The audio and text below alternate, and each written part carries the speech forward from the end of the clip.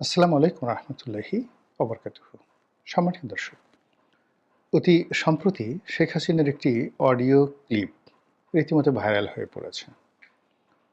আওয়ামী লীগের জনৈক কর্মীর সঙ্গে কথা বলতে গিয়ে বা সেই কর্মীকে সান্ত্বনা দিতে গিয়ে তিনি একটা সময় আবেগ আপ্লুত হয়ে কেঁদে দিয়েছেন, কান্না করেছেন। তো তার সেই কান্না নিয়ে নানা জনে নানা ব্যঙ্গ করছেন। অনেক কথা বলার চেষ্টা করছেন যে তিনি ভয় পেয়ে গেছেন, মানসিক শক্তি হারিয়ে ফেলেছেন এবং এই যে আদালতে তার বিরুদ্ধে যে রায় হয়েছে, এই রায়, তার যে ফাঁসির আদেশ, এটি আওয়ামী লীগের মনোবল ভেঙে দিয়েছে এবং শেখ হাসিনা নিজেও বিষণ্ণতায় ভুগছেন এবং নিজেকে নিয়ন্ত্রণ করতে পারছেন না। এর বাইরে অনেকে বলার চেষ্টা করছেন যে শেখ হাসিনার চেহারা বা তার যে ফিজিক্যাল অ্যাপিয়ারেন্স, এটি নষ্ট হয়ে গেছে বিষণ্ণতায়, তারপর মানসিক চাপে, অবস্থার প্রেক্ষাপটে, এবং এই কারণে তিনি সরাসরি ভিডিও কোনো কনফারেন্সে আসছেন না এবং এখানে ভয়েস দিচ্ছেন। আবার আরেকটি পক্ষ বলার চেষ্টা করছেন যে আমরা যে সকল কথা শুনছি শেখ হাসিনার, সেই কথাগুলো আর্টিফিশিয়াল ইন্টেলিজেন্স দিয়ে তৈরি, অর্থাৎ শেখ হাসিনার বক্তব্য ঠিক আছে, তো তার বক্তব্য জড়িয়ে যায় এবং সেই বক্তব্যের ধারাবাহিকতা রক্ষা করার জন্য এটা এডিট করে এআইয়ের মাধ্যমে, আর্টিফিশিয়াল ইন্টেলিজেন্সের মাধ্যমে, অ্যাজ ইট ইজ শেখ হাসিনার যে আগের কথা, সেই আগের কথার একটা ধরন তৈরি করে জনগণকে শোনানো হচ্ছে। যেমন মানুষ বুড়ো হলে গেলে গলা কেঁপে কেঁপে কথা বলে, তারপরে ধরুন মানুষ রোগাক্রান্ত হলে, পক্ষাঘাতগ্রস্ত হলে তার কথাবার্তা জড়িয়ে যায়। 10টা কথা বলে 3টি ভালো স্পষ্টভাবে শোনা যায়, বাকিগুলো শোনা যায় না।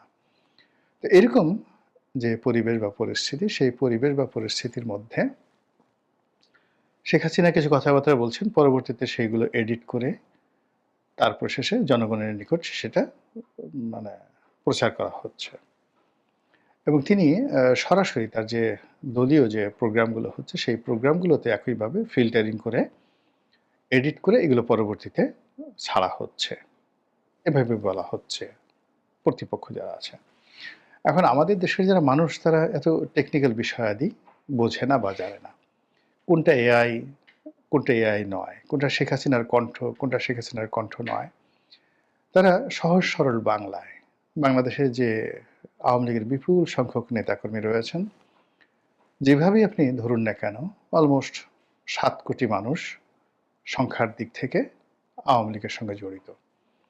এর মধ্যে যদি একেবারে বৃদ্ধ, শিশু, তারপরে সাধারণ গৃহবধূ নারী বাদ দেন, অ্যাক্টিভলি আওয়ামী লীগ করেন, জয় বাংলা স্লোগান দেন এবং রাস্তায় নামার সামর্থ্য রাখেন, এদের সংখ্যা 2.5 থেকে 3 কোটি। চারটিখানি কথা নয়, অনেক বড় বড় দেশের মানে টোটাল যে মোট জনসংখ্যা, তার চেয়ে এই সংখ্যা বেশি, 7 কোটি অ্যাজ এ হোল। আর অ্যাক্টিভ, একেবারে অ্যাক্টিভ, মানে যাদের বয়স 20 বছর থেকে 60 বছরের মধ্যে, শুধুমাত্র নারী এবং পুরুষ যারা রাস্তায় নামতে পারে, এদের সংখ্যা 2.5 থেকে 3 কোটি। তো এই বিপুল জনগোষ্ঠী বা জনসংখ্যার মধ্যে শেখ হাসিনার বক্তব্য কি ধরনের ক্রিয়া করে, প্রতিক্রিয়া করে, শেখ হাসিনার কান্না তার নেতাকর্মীদেরকে কিভাবে আহত করে, কিভাবে বিক্ষুব্ধ করে, তার একটা বাস্তব উদাহরণ আপনাকে দেব। এই যে আমরা শেখ হাসিনার কান্নাকে নিয়ে ঠাট্টা করছি, মশকরা করছি, এটা হয়তো যারা ঠাট্টা মশকরা করছেন তাদের খুব আনন্দ লাগছে যে না, শেখ হাসিনা শেষ হয়ে গেছে। কিন্তু এটা যে আওয়ামী লীগের মধ্যে কিভাবে বারুদের মতো ছড়িয়ে যেতে পারে, তার একটা একেবারে বাস্তব উদাহরণ আমি দেব। তার আগে বলে নেই যে ঘটনাটা কি। ঘটনা হলো, শেখ হাসিনার এই মামলার যে রায় হলো, সেই রায় নিয়ে তিনি আওয়ামী লীগের জনৈক কর্মীর সঙ্গে কথা বলছিলেন বা নেতার সঙ্গে কথা বলছিলেন। তো সে নেতা কাঁদছিলেন যে আপা কি হবে, স্বাভাবিকভাবে যে আপনার তো এরকম একটা রায় হয়ে গেল। তো তিনি আ সান্ত্বনা দিচ্ছিলেন খুব দৃঢ়তার সঙ্গে যে, "এ সমস্ত কি? ওসব রায়-টায় কিছুই হবে না।" উল্টো তিনি হুমকি দিচ্ছিলেন যে, "আগামীতে আমি ক্ষমতায় এসে আ আমার বিরুদ্ধে যারা রায় দিয়েছেন, এটা করব, ওটা করব" ইত্যাদি, ইত্যাদি, ইত্যাদি। তো শেখ হাসিনা যখন এই কথা বলছিলেন, তখন যেকোনো কারণেই হোক আ সেই কর্মী তিনি খুব আবেগ আপ্লুত হয়ে যাচ্ছিলেন এবং তিনি কেঁদে দিচ্ছিলেন। তো তার সেই কান্নার কারণে, সেই কান্নার যে আ রিদমটি বা কান্নার যে আ ভাইব্রেশনটা এটা শেখ হাসিনার ওখানে গিয়ে পৌঁছে। তো তিনি সেখানে কথা বলতে যান যে, "দেখো, তোমরা বিপদে আছো আমরা বুঝতে পারছি। তোমাদের কষ্ট লাগছে। তাও বুঝতে পারছি। ক্ষমতা হারিয়েছো। আমার বিরুদ্ধে এরকম রায় হলো, এটা তোমাদের কষ্ট লাগছে। কিন্তু তার সঙ্গে, সঙ্গে আমার বিষয়টা তো তোমাদের বুঝতে হবে। আমার যে বয়স, এই বয়সে তোমাদেরকে ছেড়ে এসেছি। সারাটা জীবন আমি তোমাদেরকে নিয়ে থেকেছি। আমার জন্য অন্ন, বস্ত্র, বাসস্থান যেভাবে মৌলিক, তেমনি দলের যারা নেতাকর্মী মানে উনি ঠিক এইভাবে বলেননি। এটা হলো মূলত যে শেখ হাসিনার জন্য, ইভেন বেগম খালেদা জিয়ার জন্য অন্ন, বস্ত্র, বাসস্থান, চিকিৎসা যতটা না গুরুত্বপূর্ণ, ঠিক তদ্রূপ রাজনীতি এবং রাজনৈতিক নেতাকর্মীদের সান্নিধ্য তাদের কাছে তদ্রূপ গুরুত্বপূর্ণ। দেখেন বেগম জিয়ার হাত বাঁকা হয়ে গেছে। তারপর তিনি ইংল্যান্ডে ছেলে, মেয়ে, নাতি তাদের সঙ্গে আরামে আয়েশে থাকতে পারতেন। কিন্তু তিনি বাংলাদেশে চলে এসেছেন। হুইল চেয়ারে করে তিনি ঘুরে বেড়াচ্ছেন। তো এটা এই রাজনীতিটা তার অঙ্গ-প্রত্যঙ্গ, শরীর, ডিএনএ, রক্ত, মাংসের অস্থি-মজ্জার সঙ্গে যেভাবে মিশে গেছে, শেখ হাসিনার ক্ষেত্রে এটা আরও বেশি। এর কারণ হলো শেখ হাসিনার যে রাজনীতি, তিনি ২য় জেনারেশনের। তার বাবার সুবাদে তার জন্মটাই হয়েছে রাজনৈতিক পরিমণ্ডলে। ফলে বেগম জিয়ার রাজনীতির যে অভিলাষ, ভালো লাগা, মন্দ লাগা, ইচ্ছা অনিচ্ছা, তার সঙ্গে যদি শেখ হাসিনার তুলনা করেন, এটা শেখ হাসিনাকে আপনি অন্তত পক্ষে মানে বেগম জিয়ার ডবল দিতে হবে। ২ নম্বর হলো যে এই রাজনীতির জন্য যদি স্যাক্রিফাইস ধরেন, সেই স্যাক্রিফাইস, দুর্ভোগ, দুর্দশা বেগম জিয়ার চাইতে শেখ হাসিনার মানে আরও 10 টাইমস। এই রাজনীতির কারণে বেগম জিয়া তার স্বামীকে হারিয়েছেন, তার সন্তানকে হারিয়েছেন। আর শেখ হাসিনা তার পুরো পরিবারকে, বাবা, ভাই, আত্মীয়-স্বজন সবাইকে হারিয়েছেন। তো ওই কথা বলতে গিয়ে তিনি আবেগ আপ্লুত হয়ে গেছেন যে, "দেখো, আমি তো এই রাজনীতির জন্য সব হারিয়েছি। বাড়ি, ঘর, জায়গা, জমি সবকিছু তছনছ হয়ে গেছে।" এই কথা বলতে গিয়ে তিনি আবেগ আপ্লুত হয়েছেন এবং কেঁদেছেন। এবং এটা নিয়ে প্রতিপক্ষ ঠাট্টা এবং মশকরা করছে। এই হলো কাহিনী। এখন এই যে শেখ হাসিনার কান্না, সেই কান্না আওয়ামী লীগের ৭ কোটি মানুষ আর ওই যে সক্ষম ২ থেকে ২.৫ কোটি বা ২.৫ থেকে ৩ কোটি মানুষের মধ্যে কি ধরনের প্রতিক্রিয়া তৈরি করতে পারে, বারুদ তৈরি করতে পারে, মানুষকে যুদ্ধংদেহী করে ফেলতে পারে। সারা বাংলাদেশে আওয়ামী লীগের লোকজনের মধ্যে রীতিমতো যাকে বলে আগুন ধরিয়ে দিতে পারে, তার একটা বাস্তব উদাহরণ দেই। আমি যখন মনোনয়ন পেলাম ২০০৮ সনে, আওয়ামী লীগ অত্যন্ত শক্তিশালী, জনপ্রিয় এবং একটা সময় শেখ হাসিনার খুবই ঘনিষ্ঠ জনাব আখম জাহাঙ্গীর হোসেন, তাকে বাদ দিয়ে আমাকে মনোনয়ন দেওয়া হলো। আমার নির্বাচনী এলাকা ছিল মূলত ফরিদপুরের সদরপুর এবং চরভদ্রসন। তো ফরিদপুর এবং চরভদ্রসন এই আসনটি ১/১১-র সময় বড় হয়ে যায়, এর সঙ্গে যুক্ত হয় ভাঙ্গা। তো সেখানে কাজী জাফরুল্লাহ সাহেব প্রার্থী ছিলেন ভাঙ্গাতে। আমার চেয়ে শক্তিশালী প্রার্থী, আমার আত্মীয়। আমার কাছে মনে হলো যে এই সময়টিতে আসলে আমার রাজনীতি হবে না, আমাকে অপেক্ষা করতে হবে। এর কারণ হলো জাফর ভাই যতদিন আছেন আমার উচিত না তাকে ডিস্টার্ব করা। এজন্য আমি আসলে সেই ১/১১-র পরে ঘরে বসে রইলাম। পটুয়াখালী গলাচিপা ১০ মিনিটে আমি আসলে কোনো কাজ করিনি এবং আমি যেই সময়টাতে ইলেকশন করতে যাই, তখন গলাচিপা ১০ মিনিটে ১৮টা ইউনিয়ন, একটা পৌরসভা। আমি ৩ থেকে ৪টি ইউনিয়নের নাম জানতাম। আর গলাচিপা উপজেলা আওয়ামী লীগের সভাপতিকে চিনতাম, সেক্রেটারির নাম জানতাম, কিন্তু তার সঙ্গে আমার কখনো দেখা হয়নি। আমি যখন নমিনেশন নিয়ে যাই। আর দশমিনা উপজেলার যে সেক্রেটারি আজিজ মিয়া ছিলেন, তার সঙ্গে আমার পরিচয় হয়েছিল, কিন্তু হাবিব ঢালী সাহেব যিনি সভাপতি ছিলেন তার নামও জানতাম না আর তাকে চিনিনি। তো বুঝুন সেই অবস্থায় শেখ হাসিনা আমাকে মনোনয়ন দিয়ে পাঠালেন। তো আমি সেখানে যেতে চাইনি কয়েকটি কারণে, যে জাহাঙ্গীর সাহেব সরাসরি আমার নেতা ছিলেন। আওয়ামী লীগের জন্য তার যে স্যাক্রিফাইস এটা আমি জানতাম। তার জীবন যৌবন রাজনীতির জন্য শেষ করে তিনি দিয়েছেন। তো আমি চাইনি যে তার জীবদ্দশায় অন্য কোনো প্রার্থী হোক বা আমার দ্বারা তিনি ক্ষতিগ্রস্ত হন। এই হলো একটা কারণ। দ্বিতীয় কারণ হলো, ওখানে বিএনপির যিনি ইলেকশন করতেন তিনি আমার মামার শ্বশুর জনাব শাহজাহান খান। তো আমি যদি আওয়ামী লীগের প্রার্থী হই, তাহলে জাহাঙ্গীর আমার নেতা, সরাসরি তার সঙ্গে আমার বিরোধ তৈরি হবে। আর দ্বিতীয়ত আমার যে মামার শ্বশুর তার সঙ্গে আমার প্রতিদ্বন্দ্বিতা করতে হবে। তো আমি সারা জীবন আসলে শান্তিপূর্ণ জীবনযাপন কাটাতে চেয়েছি। এই যে যেমন ধরুন গত একটা বছর ধরে আমার এই সময়টাতে সবচেয়ে সুবিধাভোগী হওয়া উচিত ছিল। মানে 2014 থেকে আমি যেভাবে লড়াই সংগ্রাম করছি, বিএনপির এই সুসময় আমার সবচেয়ে যাকে বলে সুবিধাভোগী, কাছের হওয়া উচিত ছিল, এবং কোনো রিজন ছিল না কাছে না যাওয়ার। এর কারণ হলো আসলে এই পরিবর্তিত পরিস্থিতি আমার শরীর ছেড়ে দিয়েছে। আমার কাছে মনে হয়েছে যে আলহামদুলিল্লাহ, আল্লাহ তো আমাকে এমনি পরিচিতি দিয়েছে, দুটো ডাল ভাত খাওয়ার মতো সঙ্গতি দিয়েছে। মন্ত্রী হয়ে, এমপি হয়ে এমন কিছু মানে আমার পাওয়ার নেই, চাওয়ারও নেই। একবার তো হয়েছি, আলহামদুলিল্লাহ। তো যারা নতুন আছে করুক না তারা, কি দরকার, আমি আমার মতো কাজ নিয়ে থাকি। ফলে দেখুন গত 1 বছর ধরে আমি কিন্তু এভাবেই আছি।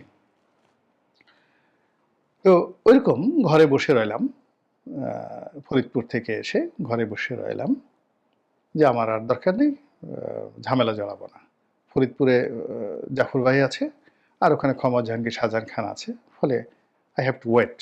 ঘরে বসে আছি। এর মধ্যে 1-11 হলো, এবং জাহাঙ্গীর হোসেন সাহেব থেকে শুরু করে অন্যান্য যারা আছেন তারা সংস্কারবাদী গ্রুপে চলে গেলেন। নেত্রী ভীষণভাবে ক্ষেপে গেলেন। তো ক্ষেপে যাওয়ার পর তিনি বিকল্প প্রার্থী খুঁজছিলেন জাহাঙ্গীরকে একটা শিক্ষা দেওয়ার জন্য, এবং সামহাও তিনি আমাকে পিক আপ করলেন। তো আমাকে যখন পিক আপ করলেন, আমি খুব আশ্চর্য হলাম। যেদিন আমাকে মনোনয়ন দিলেন, তো সেই দিন তিনি বললেন যে, আমি তোমার বায়োডাটা দেখেছি, ইউ আর এ চ্যালেঞ্জিং বয়, যাও তোমাকে একটা চ্যালেঞ্জ দিলাম, ইলেকশন করো। কিন্তু সমস্যাটা হলো যে জনাব জাহাঙ্গীর তার 40 বছরের রাজনৈতিক ক্যারিয়ারে গলাচিপা দশমিনাতে এমনভাবে তিনি সাজিয়েছিলেন, ওখানে শেখ হাসিনার চাইতেও মনে হতো যে তার ক্ষমতা বেশি, এবং ওখানে আওয়ামী লীগ নাই, কিছু নাই, সবই জাহাঙ্গীরের লীগ। ফলে আমি একটা নমিনেশনে গেলাম, দাঁড়ালাম। ওখানে আমাকে ঢুকতে মানে ঢোকার মতো কোনো অবস্থা ছিল না। মানে in terms of political power, popularity সব মিলিয়ে মানে জাহাঙ্গীরের বিকল্প, মানে আমি একটা তেজপাতা নিয়ে সেখানে গেছি, এরকম একটা অবস্থা তৈরি হলো। 2 নম্বর হলো যে আমার মামা শ্বশুর, তিনি ধনাঢ্য ব্যক্তি। ওই পটুয়াখালী জেলার সবচেয়ে ক্ষমতাধর 2-3 জন যারা লোকজন রয়েছেন, যারা গত 50 বছর ধরে পটুয়াখালী জেলার রাজনীতি, অর্থনীতি, ব্যবসা বাণিজ্য সবকিছু নিয়ন্ত্রণ করেন। 3 জন ব্যক্তি, পিনু, কুট্টি, শাহজাহান খান। যে দলে ক্ষমতা আসুক, তো তাদের মধ্যে শাহজাহান খান এই ত্রয়ীর মধ্যে একজন। এখন মিস্টার পিনু, উনি পৌরসভার মেয়র। কুট্টি সরকার সবচেয়ে বড় ব্যবসায়ী, এবং এখন এই বর্তমানে অ্যাট দিস মোমেন্টে পটুয়াখালী জেলা বিএনপির সভাপতি। তো এই একটা ঝামেলার মধ্যে আমি আসলে জড়াতে চাচ্ছিলাম না, কিন্তু শেখ হাসিনা সেখানে দিলেন। তো আমি গিয়ে এত বিপদের মধ্যে পড়লাম, আমার কাছে মনে হলো ছেড়ে দে মা, কেঁদে বাঁচি, যে এখান থেকে পালাতে পারলে আমি বাঁচি। একটা লোক আমার সাথে আসে না, কেউ বিশ্বাসই করেন আমি মনোনয়ন পেয়েছি, বাচ্চা ছেলে, কোত্থেকে আসলাম, ইত্যাদি ইত্যাদি। সারাদিন শুধু আল্লাহ বিল্লাহ করি।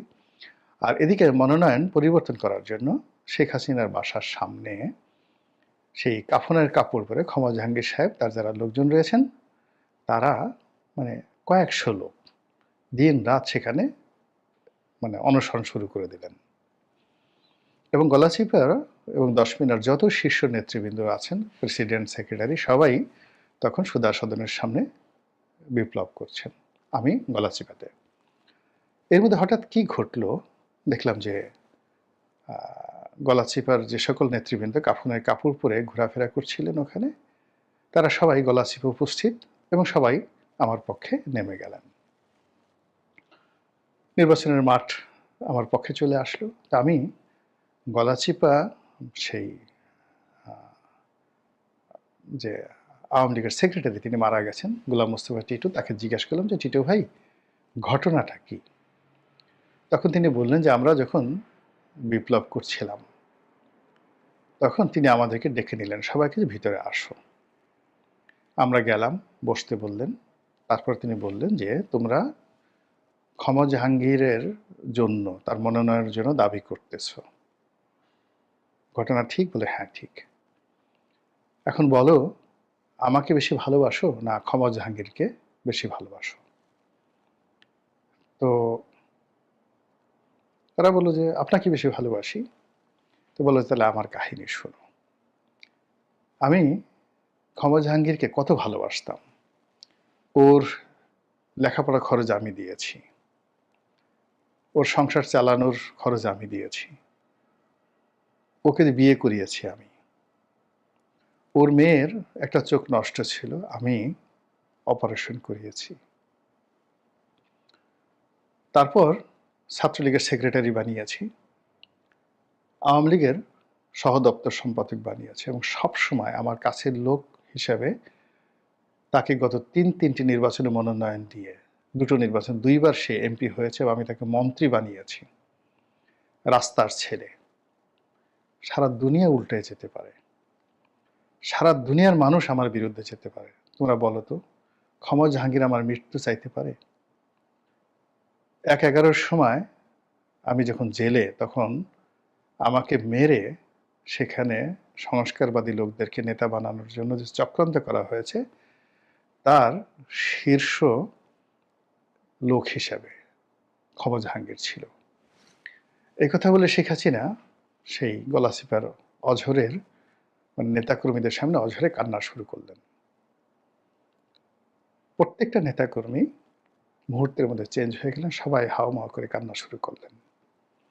সবাই নেত্রীর পা ধরে মাপ চাইলেন, আমাদের ভুল হয়ে গেছে, আর কখনো আমরা ক্ষমা জাহাঙ্গীরের নাম নেব না। আপনি যাকে মনোনয়ন দিয়েছেন আমরা তার পক্ষে আজকে থেকে কাজ করলাম। This is Sheikh Hasina. এই হলো তার নেতা কর্মীদের কাছে তার কান্নার, তার চোখের পানির মূল্য।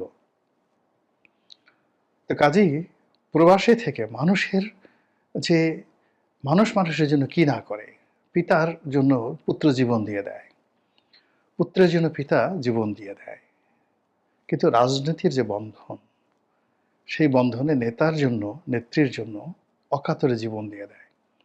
21 আগস্টের গ্রেনেড হামলা যখন হলো, আমি সেই গ্রেনেড হামলার একদম বাস্তব সাক্ষী।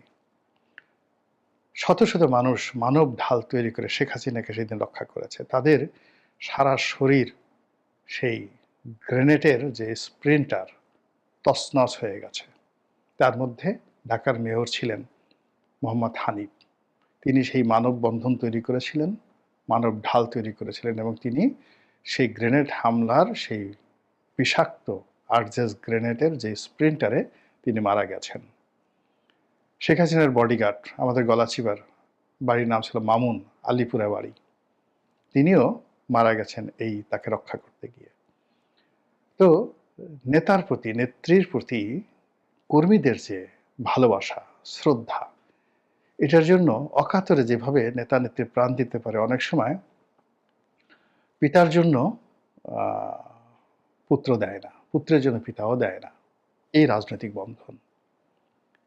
আমি গলাচিপাতে অনেকের সঙ্গে কাজ করেছি, আমার অনেক ক্রাইসিস গেছে, কিন্তু কিছু মানুষ গলাচিপে 10 মিনিটে যারা আমার জন্য অকাতরে জীবন দেওয়ার চেষ্টা করেছে, হয়তো তারা মরেনি, কিন্তু তারা চেষ্টা করেছেন। কাজেই আমি আমার নিজের ছেলে সন্তানের চাইতে ওই যে সকল নেতা কর্মী এখন আমার জন্য কাঁদে, প্রতিটি মুহূর্তে আমি তাদের জন্য কাঁদি, দোয়া করি। এটি রাজনীতির বন্ধন। তো সেই রাজনীতির বন্ধনের জায়গা থেকে শেখ হাসিনা ইজ ক্রাইং, তিনি কাঁদছেন। এই কান্না অভিনয় নয়, এই কান্না কাদের সিদ্দিকী যেভাবে সমালোচনা করে বলতেন যে শেখ হাসিনা খিলখিল করে হাসতে পারে, হাসতে, হাসতে কাঁদতে পারে, কাঁদতে, কাঁদতে আবার হাসতে পারে। অসাধারণ অভিনয় করার তার ক্ষমতা রয়েছে। এই কান্না, এই যে এখন যে কান্না কাঁদলেন বা ওই যে ক্ষমা জাহাঙ্গীরের কথা স্মরণ করে তিনি যে কেঁদেছিলেন, এই কান্নার সঙ্গে অন্য কান্নার তুলনা করা যাবে না। কাজেই শেখ হাসিনা যারা বিরোধী পক্ষ খুব লাফাচ্ছেন, খুব আনন্দ উপভোগ করছেন, আত্মতৃপ্তি লাভ করছেন যে শেখ হাসিনার অশ্রু ঝরাতে পেরেছেন। এই অশ্রু, অশ্রু নয়, এটি গোলাবারুদ। এটি যেন তেন গোলাবারুদ নয়, এটি পারমাণবিক গোলাবারুদ। কাজেই রাজনীতির কোনো বিষয় নিয়ে ছেলেখেলা করতে হয় না। মুহূর্তের মধ্যে এটা এত দ্রুত, ১ মিনিটও সময় লাগে না যেকোনো রাজনীতির যে পরিবেশ পরিস্থিতি ১৮০ ডিগ্রি উল্টে যেতে। মহান আল্লাহ আমাদের সবাইকে হেদায়েত দান করুন এবং হেফাজত করুন। আসসালামু আলাইকুম ওয়া রাহমাতুল্লাহি ওয়া বারাকাতুহু।